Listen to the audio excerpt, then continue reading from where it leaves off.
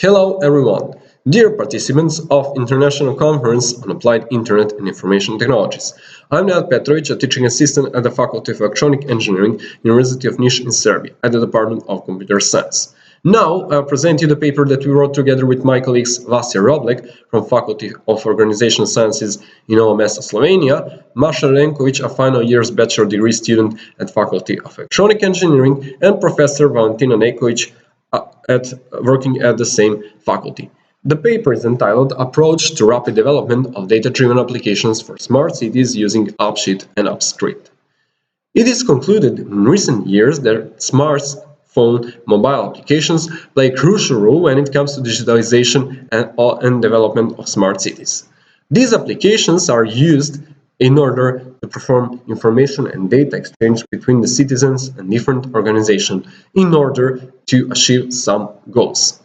Different organizations have needs to provide applications that are widely compatible with devices, including variety of operating systems and hardware characteristics. However, the development of native mobile applications for specific platforms is costly in both time and expertise needed, as high programming skill is needed for their development.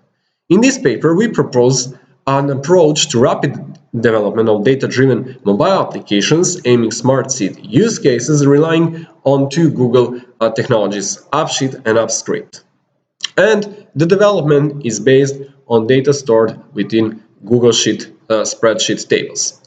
The goal is to speed up the development and deliver the smart city applications as fast as possible to the citizens and enable the development of such applications even by domain experts without costly development of cross-platform native applications for mobile phones. So when it comes to the background of the proposed approach, we have two technologies, as I already mentioned, AppSheet and Google's AppScript. So AppSheet on one side is an online development platform that enables creation of data-driven applications starting from cloud data sources such as database or spreadsheet tables. AppSheet analyzes the structure of the submitted data sources and actually provides an automated approach to visualization of the data within a mobile application and adding some additional features. So it analyzes the structure of the data and proposes different views. Moreover, the users can customize the views by showing or hiding some fields or selecting different types of visualization style, such as grid, table, even charts like pie charts, histograms, and other types of graphs. Moreover, it is possible to add some advanced features related to adoption of machine learning and artificial intelligence, such as value prediction, optical character recognition, sentiment analysis, anomaly detection, or data clustering. However, the version that we used in this paper is a free version that is only limited to some of the capabilities related to artificial intelligence, such as value prediction and optical character recognition, but we only tested the value prediction feature within one of our case studies. So it is free to use for up to 10 beta or test users, but monthly fee has to be paid for commercial applications. Moreover, AppSheet client is needed for a mobile phone of the targeted operating system in order to run AppSheet developed applications. Moreover, we have Google AppScript, which is a scripting language that is executed in cloud in order to integrate the existing Google services such as Gmail, Google Forms, Google Sheets, and Google Documents, and so on. It is based on JavaScript and provides some additional features and libraries to work with Google services, such as integration with YouTube API and so on. Its goal is to provide extensions to existing Google services or their coordination and integration, like adding custom menus, dialogues, sidebars, buttons, or development of some triggers that can be activated as a response to the events that occur within a Google application. So on this picture below, you can see an illustration of the proposed approach. So we have Google Sheets as a data source, AppSheet, which is rendering a mobile application using actually the Google Sheet tables, and smartphone, which is visualizing the developed application using AppSheet client. On the other side, there are users that input data, view data, or change some data within the application that is propagated to Google Sheets document. As a response to these changes, AppScript triggers that are written in JavaScript-like language are activated, and moreover, they can perform integration with some other services that provide results which are returned to the Google Sheet document. Now, here on this slide, we have an overview of existing smart city mobile applications and notable use cases.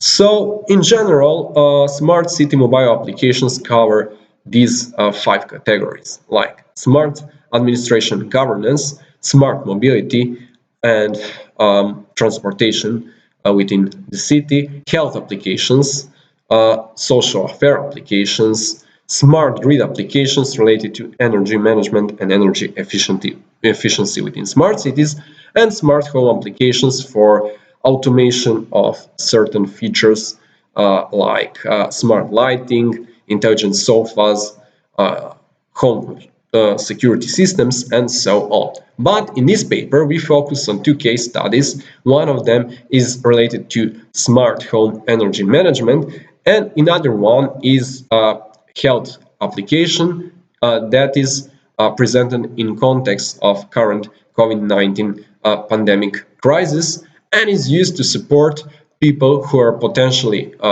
infected or actually that are in danger of being infected by this disease. So now let's see the first case study. It is called Smart Home Energy Management Application. It relies on my previous work that we wrote together with my colleague George Kocic in a paper published in Serbian Journal of Electrical Engineering. So the main features of the applications of this application are consumption monitoring. So smart meters like IoT devices, Raspberry Pis, mobile phones with different types of additional circuits added can collect the data from household devices about their energy consumption. So this data is stored in Google Sheet and visualized by AppSheet mobile application to the user. So people can see what is actually happening at their home, what is the current consumption on a daily basis. Moreover, there is the ability to control these consumers in case that they are spending too much energy or people find that using for example, heater is unnecessary during some part of the day. They can remotely turn on or off devices. Moreover, our energy management framework that was presented previously also covers anomaly detection, so like relay protection mechanisms, and people can actually turn off the devices if some anomaly or potential danger for problem occurs. So, moreover, the last feature offered by the application is energy trading, that is more like, say, experimental feature, aiming at the so-called smart grid prosumers that both produce and consume electrical energy. So, different households that are prosumers can propose and make proposals for energy trading and perform the energy exchange relying on blockchain platform. Now let's see some screenshots of the proposed application. First, we have a menu of consumer devices within the smart home, like heater, air conditioner, or so on. Here, people can switch off or turn on these devices. Moreover, we have a screen of consumption prediction based on previous energy consumption that was recorded in Google Sheet. Here, we adopt the advanced features of AppSheet related to value prediction. And finally, the third screen shows energy trading proposals by different households. This feature relies on energy management framework that I already mentioned as a related work. What is the main working principle of the application? So, first, in AppSheet, the consumption prediction is made for a given user using these types of data: the number of days within the year, rainfall, and temperature data, as it was shown in previous studies that adding this to actually can improve the quality of predictions. And finally, the output variable is load prediction for a day, for a given day. Here also we can use, in order to train the algorithm used by AppSheet, the previous historical energy consumption values. The input of this algorithm are energy needed, the amount of energy that user needs, and the ID of the user. The output are energy transactions. So in the first step, AppSheet makes the consumption predictions. Moreover, AppScript trigger is activated, and in order to actually calculate how much energy lacks within a user's household. So this amount is sent as a parameter by AppScript trigger to the energy management framework in order to find the other prosumers that are offering such amount of energy. The list of the traders is collected as a result of output of the optimization algorithm performed by the energy management framework. Moreover, the AppScript trigger receives the results that is actually a list of traders that are offering the lowest price for largest amount of energy, taking into account distribution cost, energy cost, and many other factors. So finally, once the traders are received, they are visualized back in AppSheet application used by a smart home owner. Finally, the owner of a smart home can see the list of the traders, accept or reject the trade offers, and perform the energy trading relying on a blockchain platform that is actually once again writing the data in Google Sheet that is triggering AppScript trigger that sends the necessary data for smart contract execution by the blockchain platform, and finally the energy is traded between the households. Now let's see the second case study. It's called COVID-19 patient risk assessment.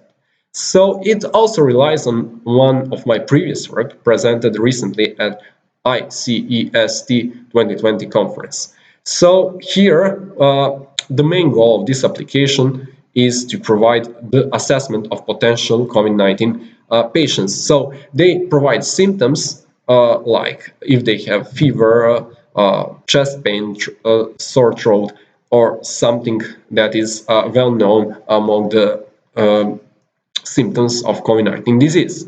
Moreover, if the assessment framework that is presented in my previous paper gives the results that someone has high risk of being infected by COVID-19, the person can make doctor appointments and also apply for COVID-19 test.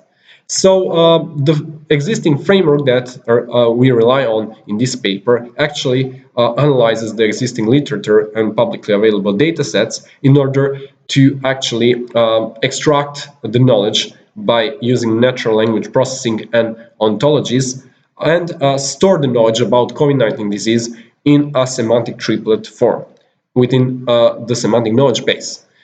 This semantic knowledge base is further used by applying fuzzy reasoning mechanisms to assess the overall risk of being infected by COVID-19, or if someone is a patient that needs urgent action, like elderly or people with chronic diseases or some specific diseases which are identified as highly risky when it comes to COVID-19 within the existing literature knowledge facts. So here there are two screenshots of the developed application. We have a list of symptoms, medications that someone is taking, recommendations by doctors. So on the other side, doctors can propose some therapies or medications, or Also, we have a doctor request, actually the request for an appointment, and making requests for COVID-19 tests. On the other screenshot, we can see a list of parameters that represent frequent COVID-19 symptoms. The working principle is the following. So the user provides health state information within the AppSheet application that is actually triggering as a response to Google Sheet modification, actually AppScript trigger which sends further the symptom list to semantic fuzzy framework. It collects the knowledge facts about the symptoms and the COVID-19 disease itself, making a semantic knowledge base, and performs semantic fuzzy reasoning using these symptoms as input and deconstructed knowledge base. As output, the risk is assessed and sent back to the Google Sheet, and as a result, it refreshes the view in AppSheet application, which is all handled by AppScript trigger. So when it comes to evaluation and results, as Edge server, I used my laptop. When it comes to mobile devices, we used both iOS and Android devices. When it comes to iOS devices, we had iPhone 6s Plus and iPhone SE 2016, and on the other side, we had two Android devices, Xiaomi Redmi Note 7 and Honor 9 Lite.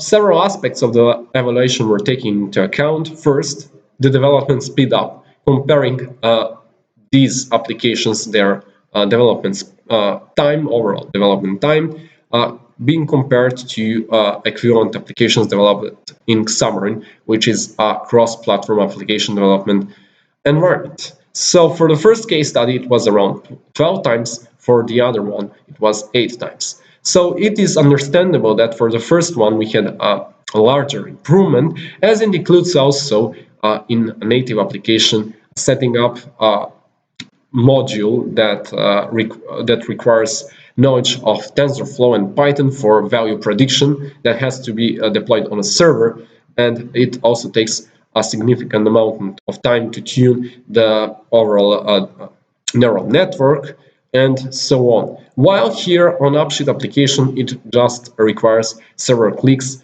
and the training itself lasts like 3 or up to 5 seconds, and that is it when it comes to value prediction. Moreover, when it comes to comparison of delivery time, it was a bit faster in case of Android application. For case study B, we evaluated here in the table Android on Android applications. For case study A, it was done on iOS iPhone 6s Plus. When it comes to AppSheet clients, it's a bit larger on iOS, and the RAM utilization depends from application to application. It's a bit larger in case of the first application, as it relies on many other modules for visualization and value prediction. When it comes to prediction accuracy, it was a bit less than the one in my previous work, but it's quite understandable as it does not rely on low-level tunings that can be performed in TensorFlow, for example, when it comes to deep learning neural network. And finally, the service response was evaluated for both case studies. It's like around 2.51 seconds for the first one, and for the second one, it can take like up to several minutes in case that we don't already have the semantic knowledge base constructed for purpose of patient assessment. Now, let's conclude. The proposed approach of data-driven smart city mobile applications seems quite promising, as it speeds up the development of such applications dramatically. In the first case, it was around 12 times. In the second case, it was around 8 times, which is quite a lot.